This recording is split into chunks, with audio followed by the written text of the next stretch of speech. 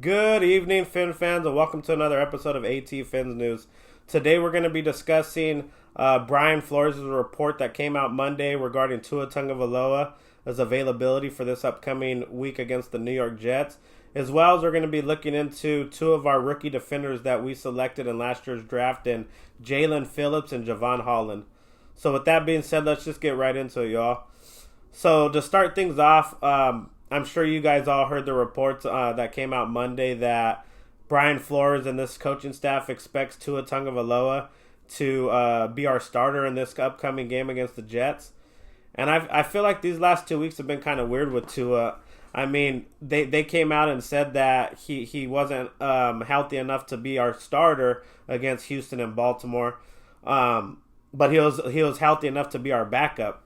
And usually when your starting quarterback is hurt, you don't see them suit up. They're usually on the sidelines in street clothes, and it's just weird how it's all played out. A lot of the fans weren't happy that we were seeing Brissett against Houston and to start Baltimore, because it just doesn't give the fan base that much hope, you know? I mean, for all that's being said about Tua, he is still young. A lot of the fan base is into watching him progress and see if he can be that franchise quarterback that a lot of people believe he can be. I mean, he needs to improve a lot more and be a lot more consistent, I'll say. But he's never going to get that if this coaching staff wasn't going to allow him to go out there and either succeed or fail. There's no use for just having him be a backup. So it was kind of weird to see it play out. I was extremely happy being at the game last week that, not wishing injury on anyone, but I was extremely happy that Tua was able to get into the ball game. And you could just see it. You can just feel the energy in the stadium when Tua was coming in. The whole crowd was chanting Tua, Tua. And it just brought energy into that stadium. It was energy that wasn't... It was happening on the defensive side of the ball. When we were on defense, there was a lot of energy in the stands. But once our offense got on the field, it was just, there was nothing there.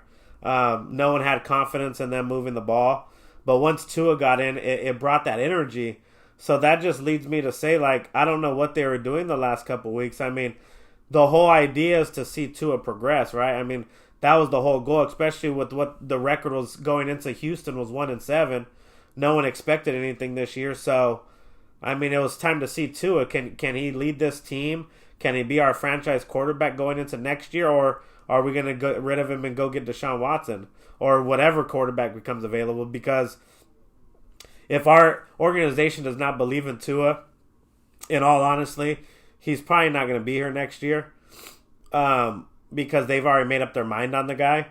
But at least our fan base, we want to see him. We want to see if he can improve. We want to see those different levels that he progresses to. We want to see him to be able to read a defense better. We want to see him be able to make adjustments on the fly, which means like an audible. If he sees a defense in a design that he knows his play's not going to work, go to the line, call the audible, and get into a right play. We want to see those progressions as a fan base. And for our coaching staff just to tell us that Brissett's going to start because Tua's dealing with an injury, it wasn't satisfying us. So I was happy personally to see him come in against the Ravens. He made a few good throws. He had a few good reads during the game, and I was pleasantly surprised. I mean, there was also some hiccups. I mean, the one that comes to mind is him throwing the ball to Mike Gesicki. Mike Gesicki was pretty wide open. He kind of tried to escape the pocket a little bit, slide to the right, and he threw it, but it was way off target. And who knows, that could be an issue with his middle finger. Maybe it's hurt or bugging him more than he's leading on. But he did make some big boy throws. That throw to Jalen Waddle to end the third quarter, huge throw. I was so happy for him. It was a 1st and 20. We just got a holding penalty. A lot of people probably thought the drive was over, but he came out and he made a big boy throw, man. And even though it looked like he put all his body into it to get it there, hey, it got there. And Jalen Waddle made a phenomenal catch. As well as, even though Albert Wilson was wide open in the fourth quarter to seal the game, I mean, what would we have all been saying if Tua didn't even throw the ball his way? If there's a a lot of times you see Tua, people say that he's like a one-read quarterback. He just focuses on the guy he's going to throw to. When he did that play action, what if he wasn't looking even Albert Wilson's way and didn't even try to hit him? You know how many people, you know what people would be saying about that? But no, he's seen him wide open. He did the play action and hit him right in stride. Got us down to the 15-yard line. And then we did the rest. We sealed the game. So there was a couple throws that I was pleasantly surprised about. There's things that he still needs to get better on. But this is what the last half of the season's about, is seeing Tua progress now that Flores has named him the starting quarterback. We need Tua to stay healthy the rest of the year. We need to see how he does.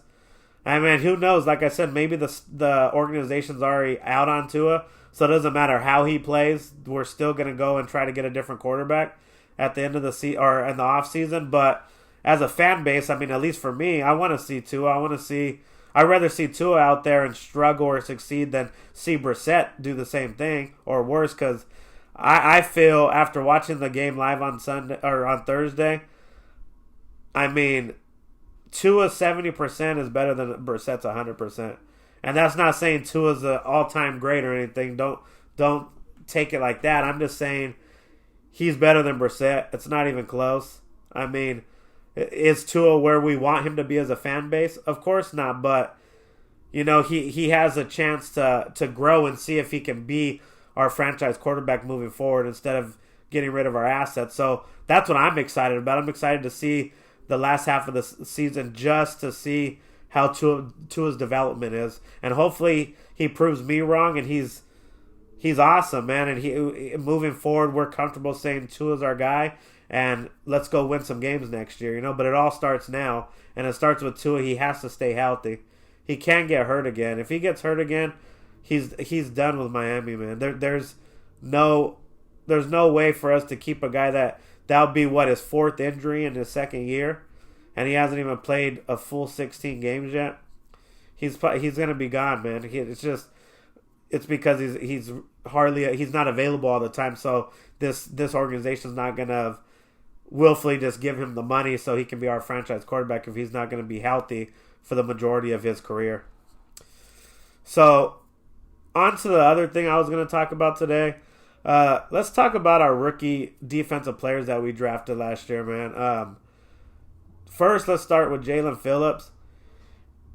At the beginning of the year, people were already anointing him a bust. He's not all that. They wasted the 18th overall pick on Jaelan Phillips, blah, blah, blah. Man, a lot of that, if you guys realize, was our defensive strategy, which no one agreed with at the beginning of the year. They didn't even have his hand in the dirt rushing the quarterback. They were putting him in zone coverages, and that's not his strength. But the last few weeks, he's been getting it going. You want to know why? They're putting him on the same side as Agba. They're putting Phillips in stunts where he's not getting the sacks all the time, but he's freeing up Agba to get sacks. And look at what Agba's done in the last two games because of those stunts of Jaelan Phillips. The last two games, Jaelan Phillips has recorded half a sacks each, but he's allowed Agba to record three and a half sacks in 2 games because of those stunts, because they're putting both of them on the same side, which they need to continue to do the rest of this year and see what they can make out of this season, man. They're 3-7, and Jaelan Phillips is coming into his own. His pursuit on quarterbacks or running backs is elite in this league, man. And all I had to see was last week on the 3rd and 17 when Lamar Jackson tried to escape the pocket, and Jaelan Phillips was on the completely opposite side of the field, and he ran Lamar Jackson down out of bounds for only a gain of 3 yards when Lamar had a wide open lane if it wasn't for Phillips. And for a defensive end to be able to pursue like that against the fastest quarterback in the league, one of the fastest players in general in the entire league, he's special, man. You can work with that. We just got to keep doing what we're doing on the defensive side, the strategy of blitzing, making Jaelan Phillips and Agba on the same side because it causes offensive line havoc.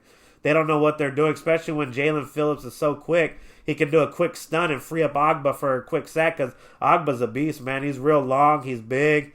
He can get to the quarterback fast, so that allowing him being freed up because of Jaelan Phillips is just a special thing to have, and they need to continue to do that in order to be successful. And then what can you say about Jevon Holland, man? He's been, at the beginning of the year, he's a little shaky. You can see the defense really maybe not trusting him, the defensive backs, because he's a safety, man. He's the last line of defense. He's supposed to be kind of like the quarterback on the defense, but he was a rookie. He had to grow. But these last few games, man, he's been a stud.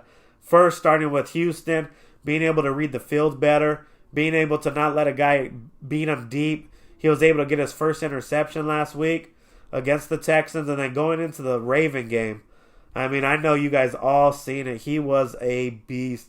He was in the backfield so much on these blitzes, so that means he's a great blitzer.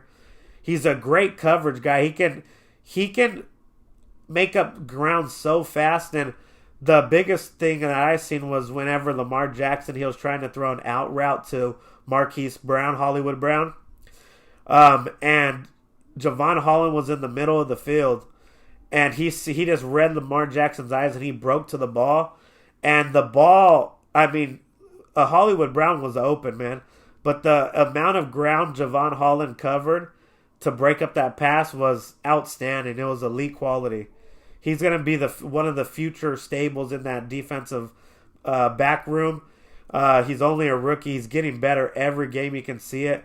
Even I rewatched the game. Even the broadcast team and Troy Aikman and Joe Buck, they were surprised how good Jevon Holland was at such an early stage in his career, and he's only going to get better, man. So those two draft picks at first weren't looking too hot, but man, those two guys are going to be studs for the Dolphins for a long time, and I'm happy to have them. I know a lot of people wanted a running back at 18, but man, in this league, you need some DNs like Jaelan Phillips, and I mean, as long as they keep him in his hand in the dirt and not have him go out on flat zone coverages, because that's not his strength, he'll be all right, man. We just got to keep him doing what his strength is, and he's going to fit right into this team, and he's going to be also one of our future stables in this Dolphins defense. So, I mean, we're looking good on as those two positions. We're also looking good at our other safety. Brandon Jones is coming into his own in his second year. So we have a good core of defensive players that we can build on, man. And that all we can do right now is hope for the best and look for the future. And those are three big names that are going to help us win games in the future, and we all should be excited about that.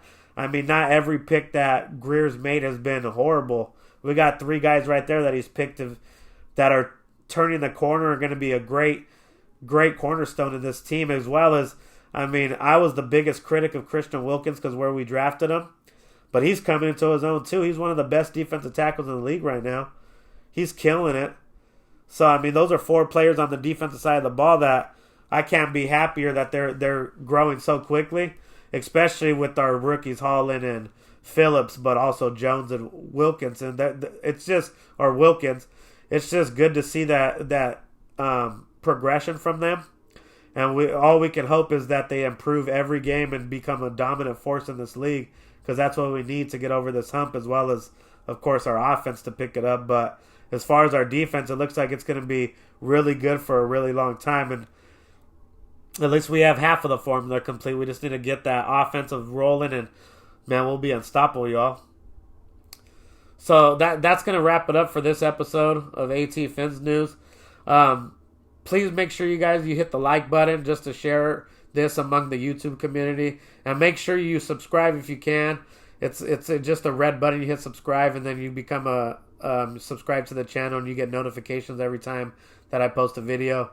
And if you want to leave any comments in the comment section, I appreciate you all. Love you all. And another thing, fins up, and I'm out. Peace.